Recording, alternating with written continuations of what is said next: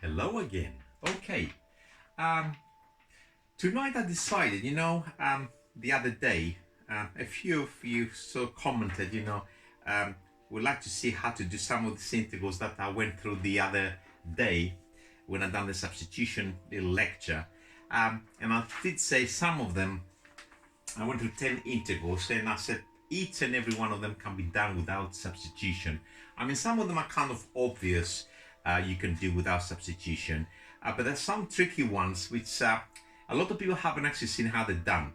I'm gonna go through a few which are just dead obvious to some of you anyway, how they're done. All right, so this is from, as I said, I've gone through the full workings by substitution with all 10 of them. And tonight maybe I want to do 5 of them, but with very, very different techniques. So this is integration by substitution without substitution. So this one here, first of all, it's an easy one. I think that was number 2 in the list. So it's 2x over 2x plus 1. And we've done it with substitution. We've done it by using the substitution, u is 2x plus 1. This requires absolutely nothing really.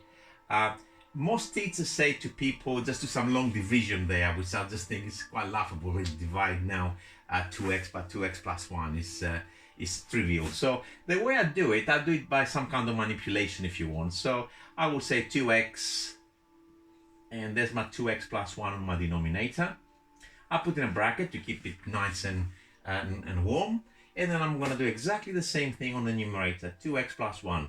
But of course, these things are not equal, and I have to make them equal. I added 1, so let's subtract 1, dx. And I'm not going to be showing extra steps for this now. That divided by that gives me 1 minus 1 over 2x plus 1 to the power, what power? I'm sleeping, sorry about that, dx. And of course, this will integrate to x, that's this item here, and that's some log, the log of 2x plus 1, and of course the log will produce times 2, so we need a minus a half to make it work plus c. So that wasn't that particularly difficult, and I'm sure lots of you might have seen something like that before. Okay, so there was another one which is fairly straightforward, which I'm going to go through, but that's not the ones you were asking. You were asking about 3 in particular, which I'm going to go through. This is another easy one. By the time we're exam standard, most of us should be able to do things like 4x over 6x squared minus 1. That was the number 4 on that particular lecture. You should know, and it's very easy to prove by substitution, that when you're having an integral of the form, a fraction, and by coincidence or by good luck if you want, the bottom differentiates to the top, then the answer is always equal to the log of your denominator. So that's a usable result, amazingly beautiful. It occurs very, very often, and sometimes we don't see it. So if you look at this bit here, we got a fraction and we're just wondering, does that differentiate to that by any chance? Well, it differentiates to 12x, not 4x, 12x, no problem. Look what I'm gonna do. I'm gonna put the 6x squared minus 1 here, and I say, look, what do I want to differentiate that to the top? I need the 12x dx. But I need to balance it. So in order to make it worth 4, I just need the third in front of it. And now, of course, is of the form bottom differentiates to top, and the answer is, of course, the log of this. So that's, of course, 1/3 log, the third, of course, from the front, log of 6x squared minus 1 plus c. So that's another one. Does not require substitution, but it's not that difficult to see how it's done. And there's a third one. I don't know how we normally call those ones. I call them integration by kind of some recognition, or by reverse chain rule, or I don't know what you can call it. And this was from this particular list, integral number, where has it gone now?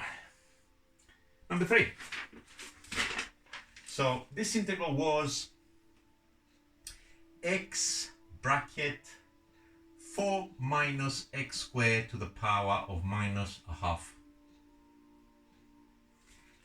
You need to be good with your differentiation to see things sometimes. And I'm looking at this bracket, and I know if I was to be differentiating this bracket, I will be producing minus 2x. It's not the minus 2x my problem. Constants, I can run riot. They don't bother me. It's the x. And you see, this x here is the telltale signs of the differentiation of a chain rule. So what I want to say is I started by a higher bracket. So this started life as 4 minus x squared to the power of a half. I just increased that by 1 and I differentiated it. What happens when I differentiate that? Okay, if I differentiate that, a half comes to the front. I'm just keeping track of all the bits and pieces. Half comes to the front, and also from this bit here, from the chain, there's another minus 2x that will come to the front, and of course this to the power of minus a half as I got it. This simplifies to minus x. All right, I've got everything except the minus. The answer to that is just minus this bracket to the power of a half plus a constant. I mean, if you can't see this at the moment, do not worry. I will go through a lecture that I was going to show you loads and loads of this and discuss them a lot more thoroughly. But I'm just going for a few integrals that some of you thought I was referring to those ones, because I did mention everything here can be done by substitution, but I was not referring to those. I was referring to something like this. What about this one? That was integral number 1. 4x bracket 2x minus 1 to the power of 4. We did do it by substitution. We use a substitution. U is equal to 2x minus 1. And for those who they're thinking I can increase the power by 1, I can't because that's not squared there. So this will not work. It's stupid. And you can actually do it by parts, all right? But I'm not going to do it by parts. I'm going to do it by kind of juggling things about. I did say I'm going to do it by dribbling, like in football kind of thing. Left, right, until I actually kill it. So let me show you how I'm going to do this. I'm going to do it in steps so you can actually follow, because usually I will do this in about maybe three lines. That's it, done. I'm going to put a little bit of extra here. First of all, I'm going to factorize the 2 at the front for this particular one. My intention for that is to create a 2x here. So that's my first step. Once I create that 2x, I'm trying to match it to this. So what's what I'm going to do now? A little bit perverse really, but 2x minus 1, I'm going to put in a bracket, plus 1, so I can cancel, so I still want 2x, then a square bracket. So this item here is just that, and then of course I got the bracket 2x minus 1 to the power of 4 dx. That's definitely exactly the same as that, and in fact exactly the same as that. Now, there's my 2. And now try to follow this multiplication. Not that difficult really. That bracket times this bracket gives me 2x minus 1 to the power of 5. Plus 1 times this bracket to the power of 4. These are now linear adjustments. I hope your teacher doesn't tell you to do this by substitution, because that's criminal. I mean, this is the kind of thing that I will do in lesson 1 with my students on integration for year 13. I call them linear adjustments. It's just very easy, recognizable items. So something like this is, of course, the bracket at the higher power. So it's to the 6. Differentiating that produces a times 12. So I'm going to divide by 1 over 12. I'm going to put this 2. I could, if I was doing for myself, I would have just written a 6 there. I'll be doing too many things at once. But this 2, let me just write at the front. And let's put the equal there as well. So that's this 2 there, and this is of course 6 times 2, which is 12, times the 12 will cancel it, and the bracket will come down to 5.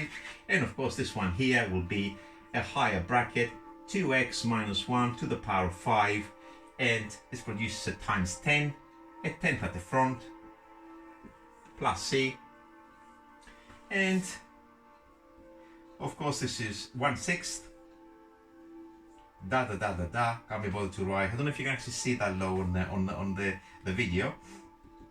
That's the 2x minus 1 plus 1/10 times 2 is 1/5, the same bracket to the power of 5 plus it. No substitution needed. You might think, okay, is that really worth it? We have to really evaluate what I've just done in there.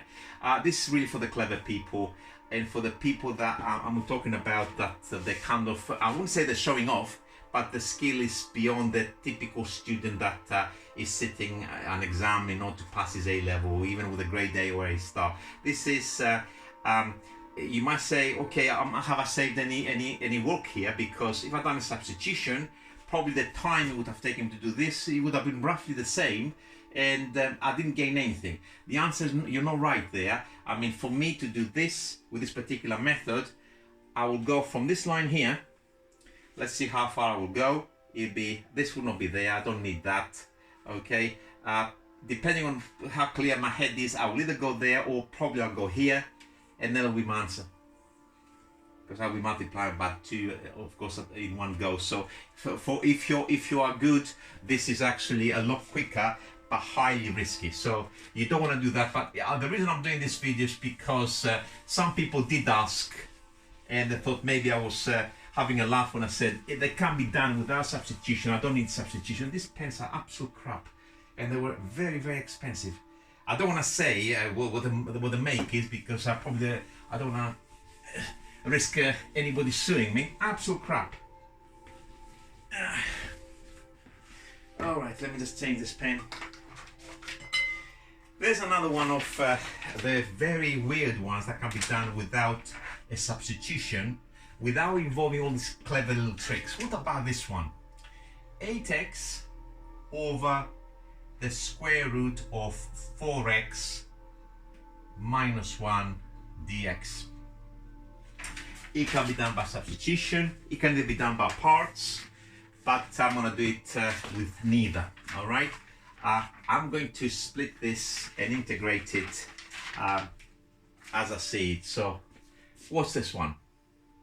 I'm going to do a few more things together here, but I'm not going to be jumping significant steps.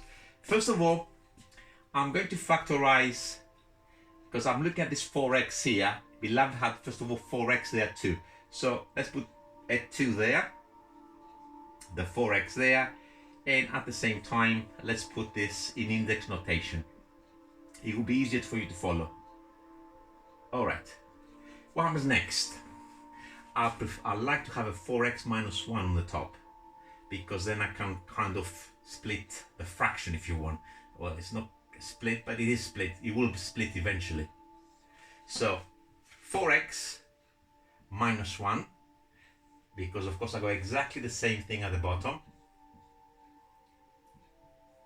So I put a bracket to this, but now the 4x became 4x minus 1, so I need a plus 1 to balance it. Okay, now I'm going to split it. Don't forget I got 2 at the front. That divided by that, this is to the 1 of course, is going to be 4x minus 1 to the power of a half. And that divided by that is plus 4x minus 1 to the power of minus a half.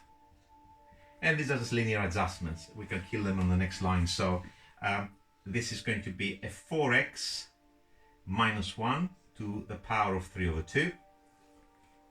Differentiating that, 1.5 times 4 is 6. So I'm going to do the multiplication as well. I hope I don't make any stupid mistake now. 2 divided by 6 is a third. So that's this bit already multiplied with a 2. And I must not forget I've got 2 there. So this one is a 4x minus 1 to the power of a half. Increase the power by 1. And then half of 4 is 2. And 2 divided by 2 is 1. So it's just that.